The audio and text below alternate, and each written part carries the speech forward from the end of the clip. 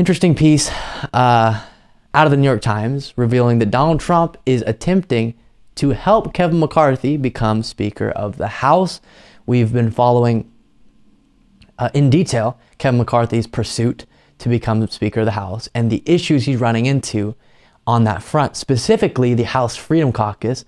Matt Gaetz leading the charge on that, saying they will not vote for Kevin McCarthy. And if that is true, Kevin McCarthy could not become Speaker. And if on the day of the speakership vote, the House Freedom Caucus does not vote for him, Hakeem Jeffries, the Democrat, could become Speaker, which is crazy. And that's what's going on. Apparently, Trump is helping to lobby for Kevin McCarthy. Who knows these days if that matters at all, how politically damaged he is. But again, for the New York Times, despite Trump's lobbying, McCarthy's Speaker bid remains imperiled on the right.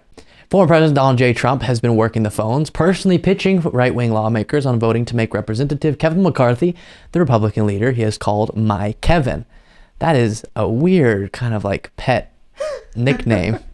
My Kevin, come here, my Kevin, my love, my bride. The Speaker of the House, Representative Marjorie Taylor Greene of Georgia, the most outspoken far-right member of his conference, is publicly vouching for Mr. McCarthy. The California Republican has made private entreaties and public promises to win over his critics, including floating the impeachment of a member of President Biden's cabinet. So that's the background, and now I'll show you one of CNN's reporters asked Kevin McCarthy in what seemed to be a little bit of a sarcastic way, how are things still hanging in the balance if Trump has been lobbying for you? Has it been so hard for you to get 218 votes to become Speaker when you have President Trump apparently lobbying on your behalf? You've been meeting with members of the Freedom Caucus, but the votes just aren't there. Why has it been so hard for you? Have you spent any time with my conference? But I mean, you know what's amazing to me? Here we are with one of the biggest things going on spending, and I can always count on you for the most inappropriate question. But next question, yes. So how asking why is it so difficult for you to get your 218 votes is inappropriate?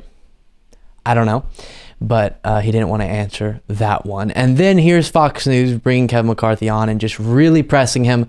I mean, not really, but, you know, asking him about the issue, the conflict situation that he's in right now in getting those 218 votes behind him. Is some recent headlines on your quest. The New York Times saying that your bid remains imperiled on the right.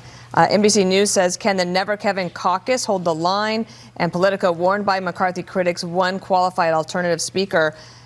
What can you do in the next couple of weeks to try to lock this up? Because there's a few that are basically saying they're never going to vote for you for speaker, and you don't have the margin that you need in order to get there, at least maybe today?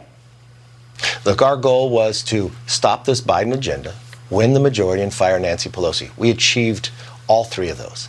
I've been leader for 4 years. He really gets under my skin.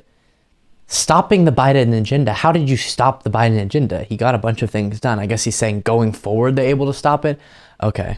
And then gaining the majority and firing Nancy Pelosi are the same goal. And all we've done is win seats when every other Republican entity has lost during that time. We're sitting and talking to every person in the conference. We've had our primary after the election, who to be the nominee. I won that by 85% of the vote.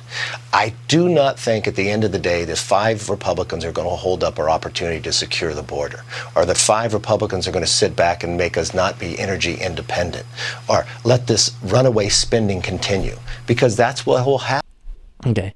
So he continues with his projected confidence that I don't think is genuine, because it does seem to be he's in really tough political waters, and Matt Gaetz, Andy Biggs, some of these House Freedom Caucus people are actually holding the line and, at least as of now, pretending like they're going to vote against Kevin McCarthy because they believe Kevin McCarthy hasn't been far right enough for them or given them the things that they want in negotiations and all of that. It's very interesting, and hopefully it'll continue to cause conflict within their caucus. Thank you so much for watching. If you want to be a part of what makes this show possible, plus get access to the full video version of the show hours before any of the clips are uploaded to YouTube, plus get a full extra show every single Saturday, you can do so by going to patreon.com/Luke Beasley. That's patreon.com/Luke Beasley, and there's a link in the description.